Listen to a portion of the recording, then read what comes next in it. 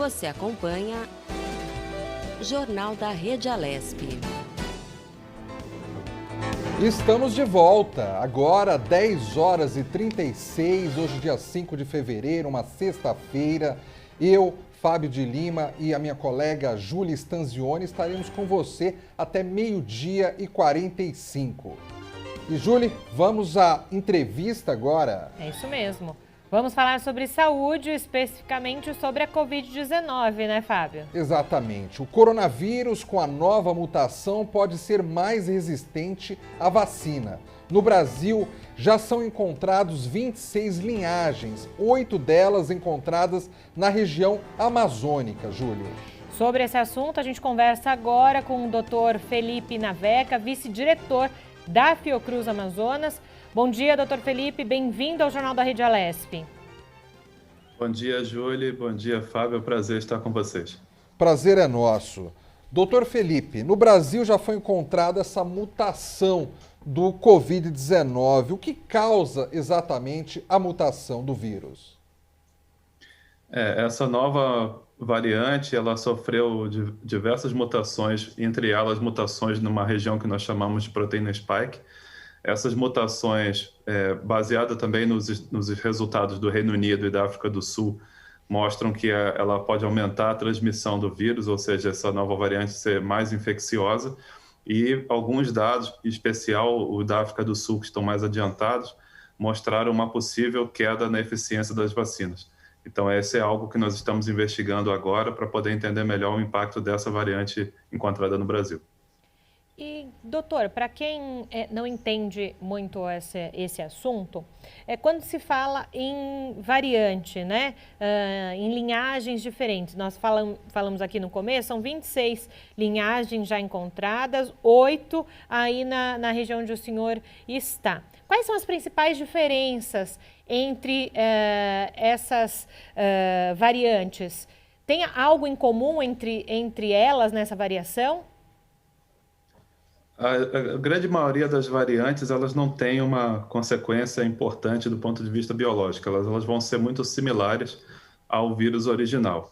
No entanto, quando surgiu a variante do Reino Unido, e depois na África do Sul e agora essa na Amazônia, elas foram classificadas pela OMS como 3 variantes de preocupação ou 3 variantes que merecem atenção. Então, a grande maioria delas não vai mudar, mas essas sim foram classificadas dessa maneira porque elas têm o potencial impacto de aumentar a transmissão do vírus ou mesmo de fugir da resposta de anticorpos. Então, elas estão classificadas no nível superior em termos de atenção. Doutor, o senhor encontra-se hoje num ranking aqui nacional entre os 10 cientistas brasileiros que mais contribuiu nas pesquisas para o enfrentamento à Covid-19. Explique, por gentileza, para os nossos espectadores sobre o andamento das pesquisas que o senhor faz parte. Esse foi um ranking, realmente foi uma grata surpresa de ser incluído nesse ranking. A gente tem conduzido desde março do ano passado pesquisas sobre a caracterização genética do SARS-CoV-2 no Amazonas. Também damos apoio a outros estados, mas principalmente no Amazonas. E a nossa pesquisa não se limita à capital, que seria mais simples, mas ao interior também do estado do Amazonas. Nós temos muitos municípios que são muito afastados de Manaus, da capital, e só são acessíveis ou por fretamento aéreo ou por barco, e aí nessa viagem de barco até dias para chegar até esses municípios. Então nós temos feito essa caracterização, a gente tem hoje 250 genomas sequenciados de alta qualidade de 25 municípios, e nós conseguimos mostrar que o vírus não entrou no Amazonas só pela capital, mas entrou também pela fronteira com a Colômbia e o Peru, e tiveram outras entradas independentes da capital. Então isso contribuiu para o conhecimento do sistema de saúde, né, local, de maneira a enfrentar melhor essa situação. Nós também descrevemos agora recentemente o primeiro caso de reinfecção no Amazonas e já causada pela nova variante P1. Então esses são os estudos que eu mais tenho colaborado e coordenado no momento. Doutor Felipe, eu quero até aproveitar a oportunidade de estar falando com o senhor, um cientista aí, muito importante aqui nos estudos do Covid-19 nesse momento no Brasil, e que está numa localidade onde a gente aqui na região sudeste, a gente liga a televisão e fica observando ali as notícias que vêm aí da região do Amazonas, e a gente fica completamente assustado, porque se aqui a situação está grave, a impressão que dá é que a situação aí é gravíssima, né? Como que o senhor tem lidado no dia a dia aí em relação a essa doença? O senhor falou de municípios que às vezes estão um pouco mais afastados ali das condições ideais de saúde, né, de hospitais. Tenta descrever para o espectador aqui do estado de São Paulo como que está a situação no Amazonas neste momento, por gentileza. A situação do Amazonas ela ainda continua crítica. É uma situação que acho que nem no pior pesadelo eu poderia imaginar uma situação como essa. Nós já havíamos passado uma situação muito grave no ano passado, na primeira onda no ano passado. Inclusive, naquele momento, eu perdi o meu pai como vítima da Covid-19. Mas a gente tem que seguir em frente, porque quer dizer, muita gente depende do que a gente consegue fazer, inclusive no diagnóstico.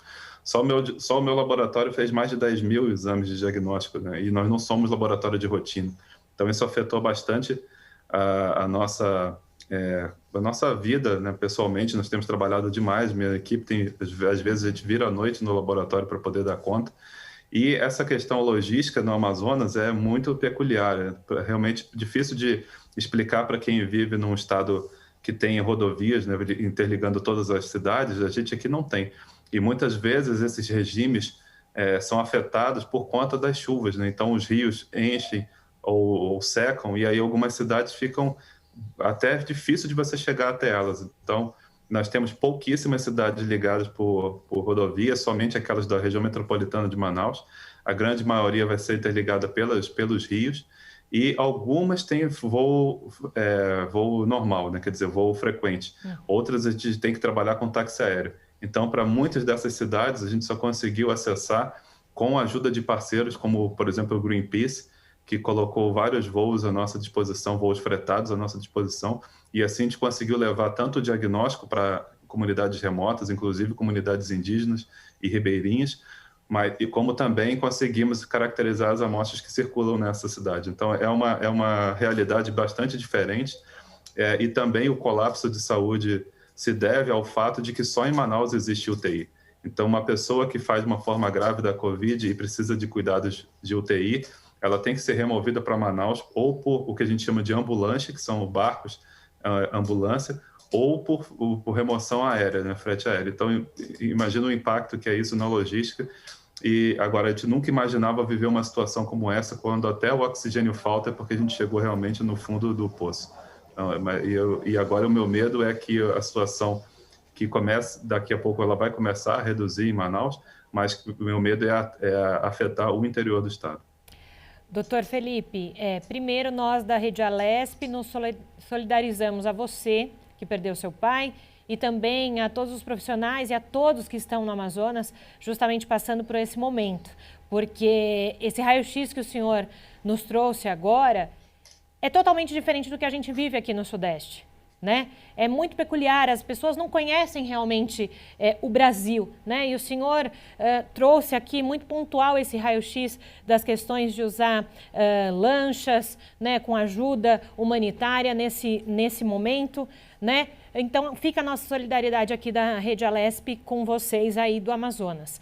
E justamente muito se falou e chegou aqui também para a gente no Sudeste, falando que talvez esse caos no sistema de saúde, também esse número grande de infecção e mortes por aí, se deveria também a essas mutações. Gostaria que o senhor explicasse para quem não conhece muito dessas questões, foi isso também que ajudou a essa crise nesse momento aí no Amazonas? Júlia, nós acreditamos que foi também, mas não o único fator.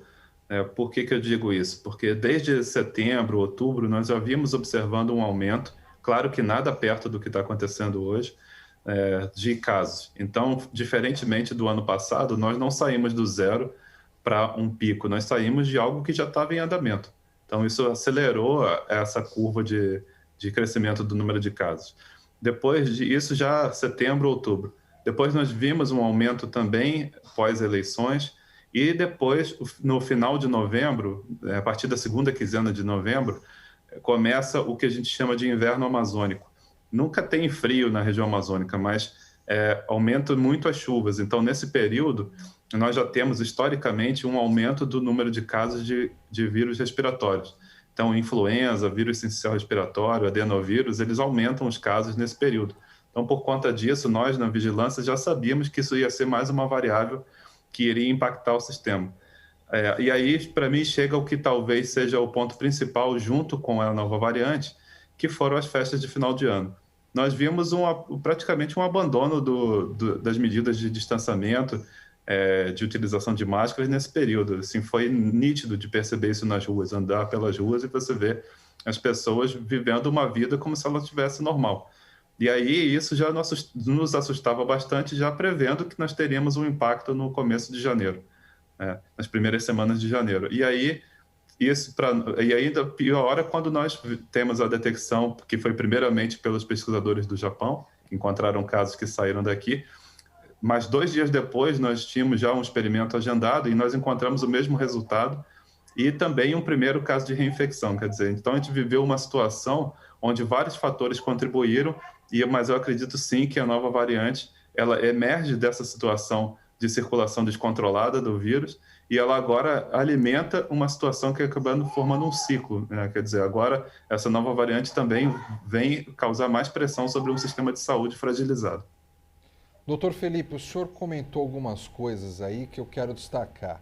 O senhor falou que só existe UTI na capital, Manaus. Então, qualquer paciente em estado grave que estiver numa outra cidade tem que ir para Manaus ou não terá um atendimento de UTI. Me corrija se eu estiver errado.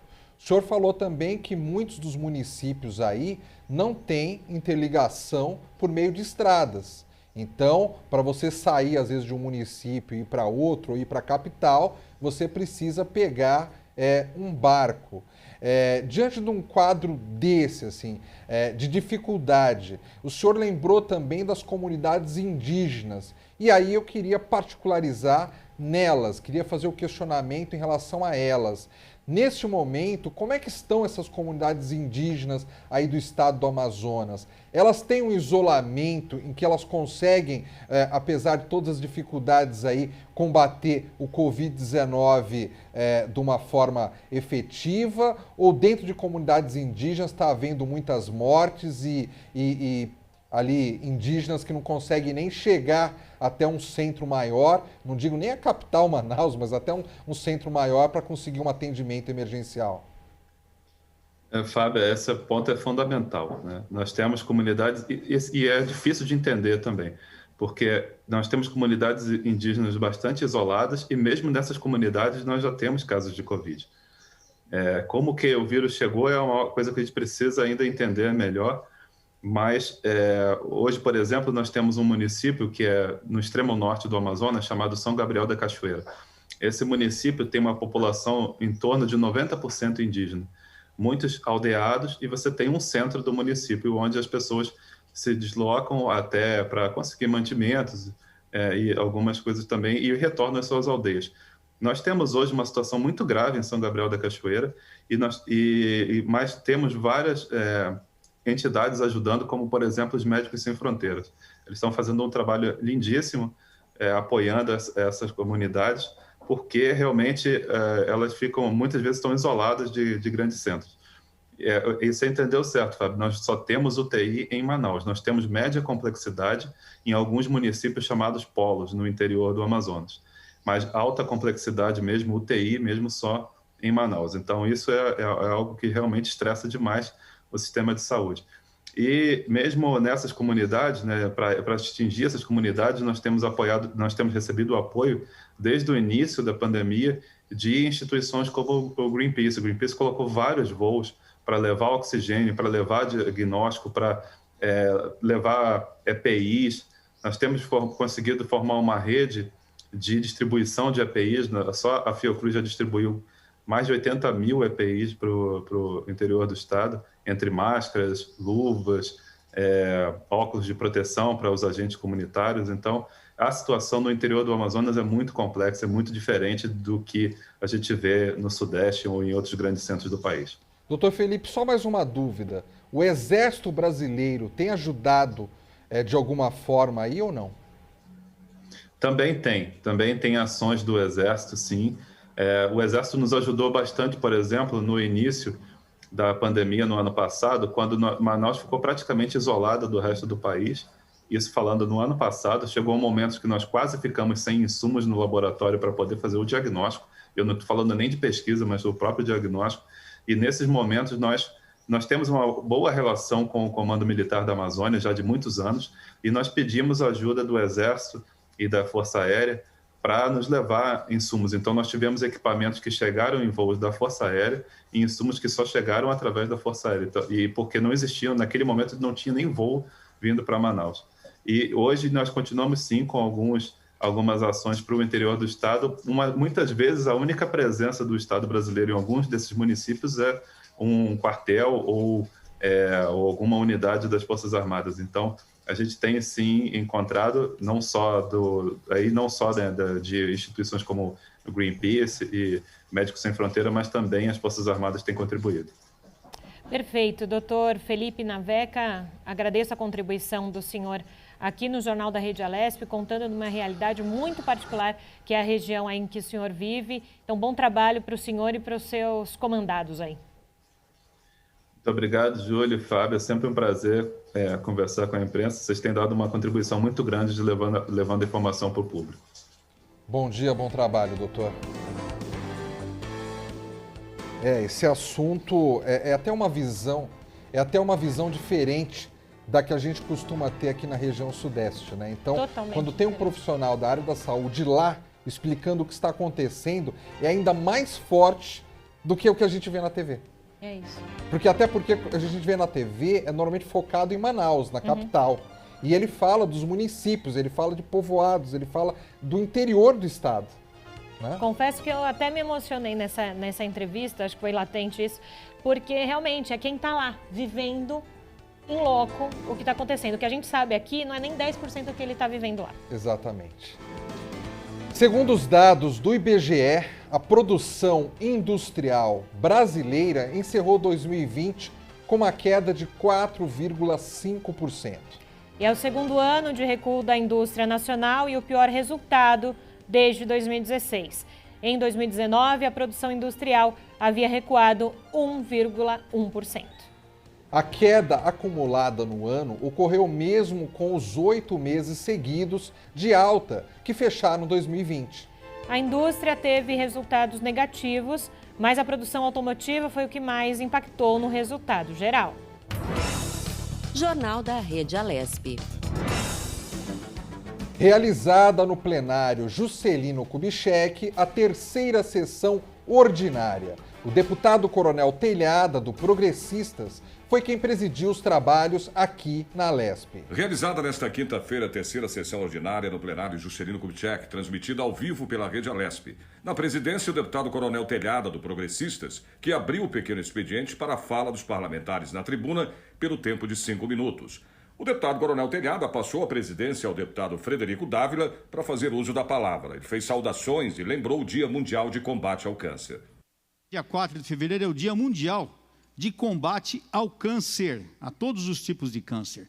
Câncer de mama, de ovário, o câncer infantil, enfim, em todos os linfomas, leucemia, todos aqueles cânceres que infelizmente assolam a humanidade. Hoje é o Dia de Combate Mundial ao Câncer.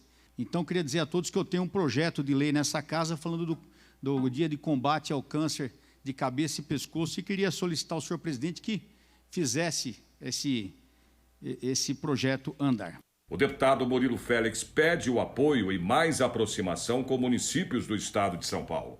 Eu tenho recebido bastante prefeitos no meu gabinete e tenho percebido que há uma necessidade de nós, deputados, nos aproximarmos bastante dos municípios do interior de São Paulo. São muitos municípios e que nós sabemos que, devido à nossa legislação, a maioria dos recursos, dos impostos, acabam indo muito para o governo federal, bastante também para o governo do estado. E os municípios que ficam com uma parte reduzida desses recursos que são recebidos, eles acabam tendo, na verdade, a maioria das obrigações. Então, estes prefeitos, esses vereadores, precisam do apoio de nós, deputados. O deputado Frederico Dávila elogiou o governo federal por ter zerado a importação de pneus e máquinas agrícolas. Foi retirado toda a tarifa de importação de pneus de máquinas agrícolas. 5 modelos de pneus, e agora vão ter mais modelos de pneus que serão totalmente isentos, Coronel Telhada, porque nós temos muitos equipamentos hoje prontos no pátio das fábricas, tratores, máquinas agrícolas, etc., e que não podem ser entregues porque não há pneus para atender essas indústrias. Veio uma solicitação, na verdade, vieram várias solicitações das indústrias para o nosso gabinete, e eu levei de pronto ao conhecimento da ministra Tereza Cristina, a quem já eu agradeço, e ao presidente Jair Bolsonaro, que de pronto encaminharam essa demanda ao Ministério da Economia.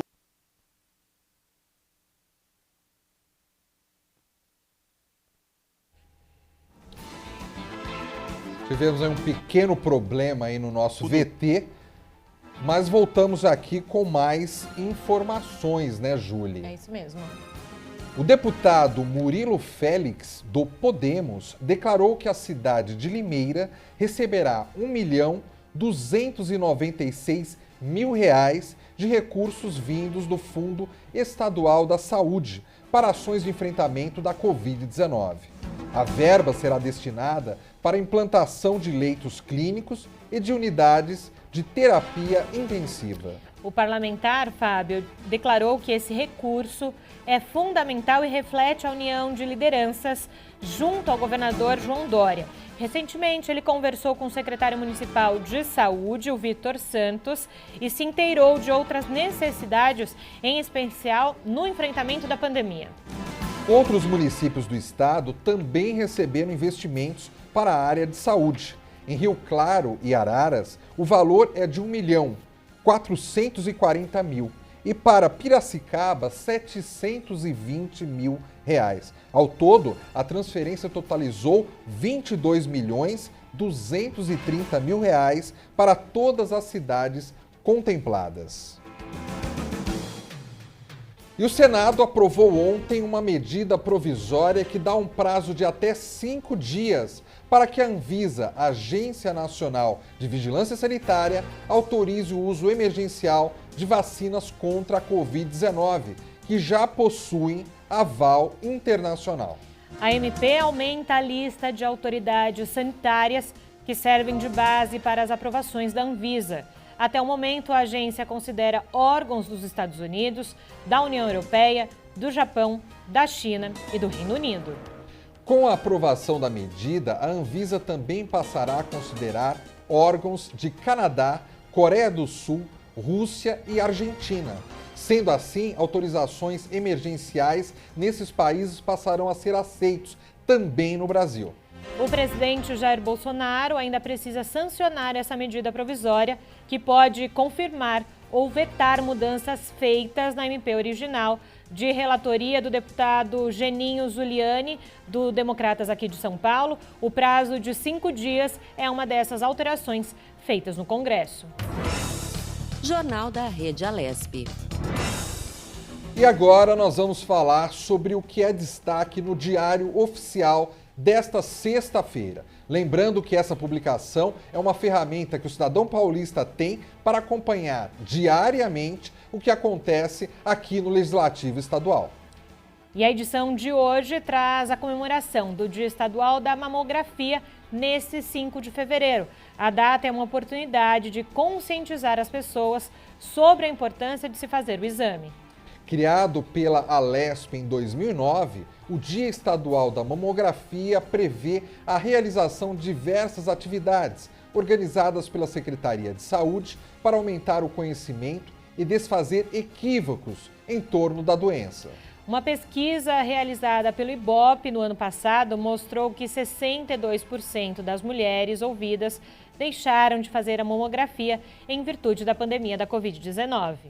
A detecção precoce da doença é importante porque diminui drasticamente a chance de mortalidade da paciente. Por isso, recomenda-se a realização de exames anuais, principalmente entre mulheres com mais de 40 anos. O INCA, o Instituto Nacional do Câncer, estima que em 2020 tenham sido registrados mais de 62 mil novos casos de câncer de mama aqui no Brasil. Para reverter esse cenário e estimular as mulheres a fazer o exame preventivo, a Assembleia Legislativa de São Paulo adotou uma série de medidas voltadas ao tema nos últimos anos. Em 2001, por exemplo, os deputados estaduais aprovaram a Lei 10.768, que criou o Programa de Cirurgia Plástica Reconstrutiva da Mama. A norma garantiu o direito a cirurgias gratuitas na rede estadual de saúde para mulheres que sofreram mutilação parcial ou total do seio devido ao tratamento no câncer de mama. O Legislativo Paulista também foi sede de edições do curso de capacitação em câncer de mama, oferecido em parceria com a União Nacional de Combate ao Câncer de Mama. Para você acessar o Diário Oficial, basta entrar no site da Alesp, né? O site é al.sp.gov.br e clicar em Comunicação Diário Oficial. Jornal da Rede Alesp. E o Jornal da Rede Alesp vai para mais um intervalo. A gente volta em instantes com mais informação para você. Não saia daí.